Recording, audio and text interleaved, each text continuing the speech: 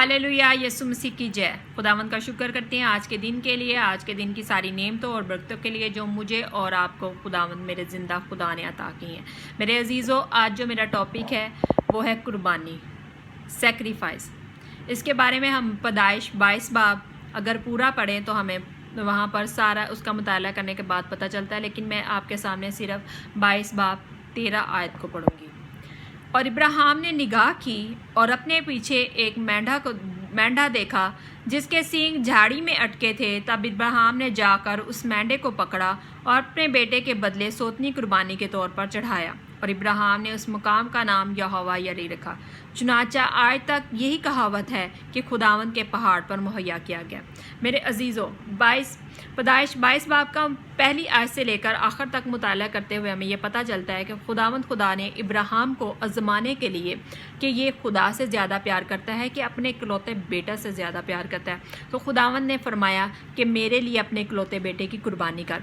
और जिस मुकाम पर खुदावंद ने उसे फरमाया था कि उस पहाड़ पर जाकर कुर्बानी करनी है और किस तरह से कुर्बानी करनी है, तो वो इब्राहिम सारा कुछ लेकर वैसे ही उस पहाड़ पर जाते हैं और वहाँ पर इसहाक की कुर्बानी के लिए जाते हैं। तो जैसे ही इसहाक की गर्दन पर इब्राहिम छुरी रखने लगते हैं तो खुदा ने फरमाया कि रुक जा। यहाँ पर हमें पता चलता है कि इब्राहिम जो थे वो अपनी आजमाइश में से पूरे उतरे और खुदावंद ने उन्हें बरकत बख्शी और उन्हें कौमों का बाप ठहराया।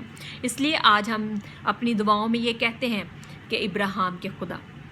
मेरे अजीज़ों, जैसे ही खुदावंद ने फरमा दिया कि अपने पीछे देख, वहाँ पर एक बर्रा उसे मुहैया किया गया और जिस तरह से खुदावंद ने फरमाया कि इस बर्रे को कुर्बान कर और इसकी कुर्बानी चढ़ा, इब्राहिम ने उस बर्रे की कुर्बानी को वैसे ही चढ़ाया। ना तो उसमें से अपने लिए कुछ रखा, ना अपने घराने के लिए कुछ रखा, बल्कि सब कुछ खुदावंद के लिए चढ़ाया। मेरे अजीज़ों, इसी तरह खुदावंद खुदा के कलाम मुक़द्दस में अगर हम पढ़ें इब्राहिम से लेकर मूसा तक, तो फिर हमें किसी भी कुर्बानी के बारे में नहीं पता चलता। लेकिन जैसे ही मूसा के बारे में पता चलता है, जब वो मिस्र में थे तो वहाँ पर खुदावंद खुदा ने फसह की कुर्बानी का हुक्म दिया कि मेरे लिए फसह की कुर्बानी की जाए। तो उसमें भी जो खुदावंद खुदा ने तरीका बताया वो खरूज 12 बाब 1 आयत से लेकर 11 आयत तक हमें साफ पता चल जाता है। लेकिन मैं सिर्फ आपके सामने 10 आयत मुबारका पढ़ूंगी जिसके अंदर खुदावंद खुदा ने फरमाया, इसमें से कुछ भी सुबह तक बाकी ना छोड़ना, और अगर कुछ उसमें से सुबह तक बाकी रह जाए तो उसे आग में जला देना, और तुम उसे इस तरह खाना, अपनी कमर बांधे, अपनी जूतियाँ पाँव में पहने और अपनी लाठी हाथ में पकड़े हुए तुम उसे जल्दी जल्दी खाना, क्योंकि ये फसह खुदावंद की है। अब देखें, खुदावंद ने कहा कि कुछ भी बाकी ना रहे, अगर कुछ बाकी रह जाए तो आग पर जला दिया जाए। और खुदावंद ने तरीका बताया कि कमर बांधे, जूतियाँ पहने और अपनी लाठी हाथ में पकड़कर उसे जल्दी जल्दी खाना है। और खुदावंद ने खाने का तरीका भी बताया कि इसे भून कर खाना है, इसमें से कुछ भी कच्चा नहीं इस्तेमाल करना, पानी में उबाल कर नहीं खाना, किसी सब्ज़ी में पका कर नहीं खाना, बल्कि खुदावंद ने कहा इसे आग पर भून कर खाना है। और खुदावंद ने इसके साथ बताया था कि साग पात लेना। और खुदावंद ने जो तरीका मूसा को बताया था उसी के मुताबिक मूसा ने तमाम इसराइलियों को हुक्म दिया और उन्होंने उस कुर्बानी को अदा किया। और आज तक भी इसी तरह इस रस्म को अदा किया जाता है। अगर हम खरूज 23 बाब उसकी 14 आयत से 18 आयत तक पढ़ें तो खुदावंद ने वहाँ पर भी फरमाया है कि वहाँ पर खुदावंद ने ईदों के बारे में बताया कि मेरे लिए कौन कौन सी ईदें मनानी हैं।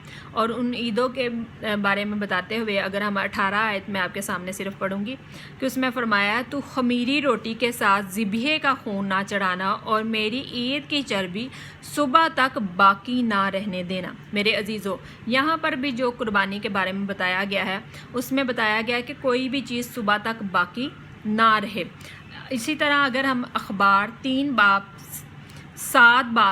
बाब से लेकर 7 बाब तक कलाम मुक़द्दस का मुताला करें तो खुदावंद खुदा ने फरमाया है कि जितनी भी ईदों के बारे में खुदावंद ने फरमाया है वहाँ पर यही फरमाया गया है कि कुछ भी सुबह तक बाकी नहीं छोड़ना। मेरे अजीज़ों, इसी तरह गिनती 15 बाब 28 बाब 29 बाब में भी जब खुदावंद खुदा ने सलामती की कुर्बानी, ख़ता की कुर्बानी, रज़ा की कुर्बानी, सौतनी कुर्बानियों के बारे में खुदावंद ने हुक्म दिया, तो खुदावंद ने जो तरीका बताया था उसके मुताबिक ही खुदावंद ने कहा था कि कुर्बानी की जाए। मेरे अजीज़ों, इसी तरह इस्तिश्ना 16 बाब 4 आयत से लेकर 7 आयत तक खुदावंद खुदा ने फरमाया, और तेरी हदूद के अंदर 7 दिन तक कहीं खमीर नज़र ना आए, और उस कुर्बानी में से जिसको तू पहले दिन की शाम को चढ़ाए कुछ गोश्त बाकी ना रहने पाए।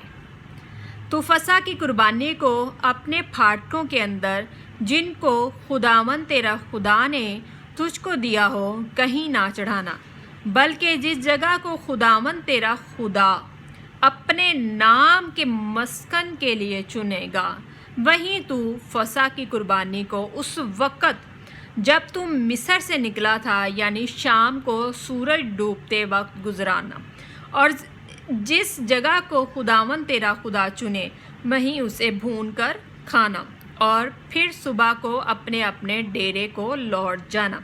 मेरे अजीज़ों, यहाँ पर खुदावंद ने एक ख़ास जगह के बारे में बताया कि ख़ास जगह पर जाना है, उस जगह पर जाकर कुर्बानी करनी है, और थोड़ा सा भी गोश्त सुबह तक बाकी ना रहे, बल्कि सारा गोश्त उसी दिन शाम से लेकर रात तक, यानी कि सुबह जब होती है उस वक़्त तक ख़त्म हो जाना चाहिए। अगर कुछ बाकी रह जाए तो उसमें सब कुछ जो है वो आग पर जला दिया जाए, यानी कि खुदावंद की नज़र कर दिया जाए।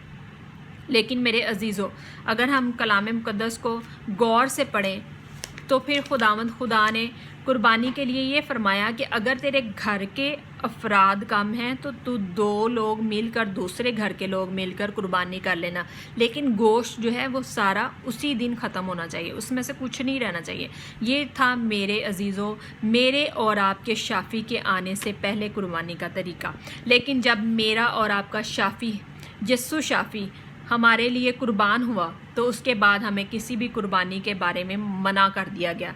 अब हमें किसी भी कुर्बानी देने की कोई हाजत नहीं, क्योंकि मेरे और आपके शाफ़ी यस्सु शाफ़ी ने, यस्सु नासरी ने मेरे और आपके लिए अपना खून बहाया, अपनी जान दे दी, और खुदावंद ने कहा लो ये खाओ, ये मेरा बदन है, लो पियो, ये मेरा खून है जो तुम्हारे लिए बहाया जाता है।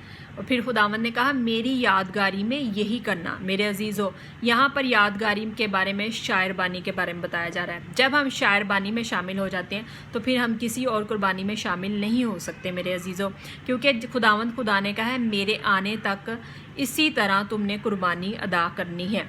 मेरे अजीज़ों, कलाम मुक़द्दस में अगर हम पहला करंथियों उसका 10 बाब पढ़ें तो वहाँ पर हमें साफ़ और वाज़िया तरीके से बताया गया कि जब हम यीशु मसीह की कुर्बानी में यानी शायर बानी में शामिल हो जाते हैं तो इसके बाद हम किसी और कुर्बानी में शामिल नहीं हो सकते। फिर हमें ये भी बताया गया कि दीनी इम्तियाज़ के मुताबिक तुम कसाबों की दुकानों में जो गोश्त बिकता है उसे खाओ।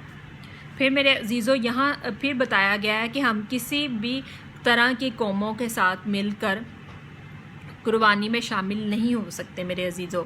तो अब यहाँ पर हमें ये पता चलता है कि क्या हम एक दिन के गोश्त के लिए जो हर महीने हम यीशु मसीह की शायरबानी में शामिल होते हैं, क्या हम उसके कसूरवार ठहरना चाहते हैं, सज़ावार होना चाहते हैं? मेरे अजीज़ों, कलाम मुक़द्दस में फ़रमाया गया है कि जब इंसान को अच्छे और बुरे के बारे में पता चल जाए और उसके बावजूद भी वो गलती करता है तो वो सज़ादार है। मेरे अजीज़ों, मैंने और आपने सज़ा के हक़दार नहीं बनना, बल्कि हम बरकत के वारिस हैं, और हम खुदावंद खुदा के साथ शामिल जब हो जाते हैं, उसकी कुर्बानी में शामिल होते हैं, शायरबानी में शामिल होते हैं, तो फिर हमें किसी और कुर्बानी में शामिल होने के लिए साफ़ अल्फाज में मना किया गया है। मेरे अजीज़ों, मेरा ईमान है आज के कलाम के वसीला से आपको बरकत मिली होगी। मैंने जितने भी हवाले आपके सामने बताए हैं, पढ़े हैं, उन सब को ज़रूर पढ़िएगा اور اس کے مطابق ہی عمل کیجیے گا، کیونکہ خدا نے ہمیں یہ فرمایا ہے کہ جب میں تمہارے لیے قربان ہو گیا ہوں، میں نے تمہاری ساری خطاؤں کی، ساری برائیوں کی، گناہوں کی معافی تمہیں دلوا دی ہے، تو اس کے بعد ہمیں کسی بھی قربانی میں شامل ہونے کے لیے نہیں کہا گیا میرے عزیزو۔ آج ہم برکت کے لیے بلائے گئے ہیں، برکت کے وارث ہیں میرے عزیزو۔ میرا ایمان ہے آج کے کلام کے وسیلہ سے آپ کو برکت ملی ہوگی، اور آپ یسوع مسیح کے بدن میں شامل ہوتے ہیں، اس لیے آپ کسی اور قربانی میں شامل نہیں ہو سکتے۔ میرے عزیزو، آج کے کلام پر ضرور عمل کیجیے گا، اور اسے ضرور پڑھیے گا۔ آپ خود پڑھیں اور کلام مقدس کا مطالعہ کریں کہ خداوند ہمیں منع فرماتے ہیں، اور ہم نے خدا کے احکام پر عمل کرنا ہے، اور اس کے احکام پر عمل کر ہم نے اس کی طرف سے برکت حاصل کرنی ہے، نہ کہ ہم سزا کے حقدار ٹھہریں میرے عزیزو۔ میرا ایمان ہے آج کے کلام کے وسیلہ سے آپ کو برکت ملی ہوگی۔ خدا آپ کو برکت دے۔ God bless you all.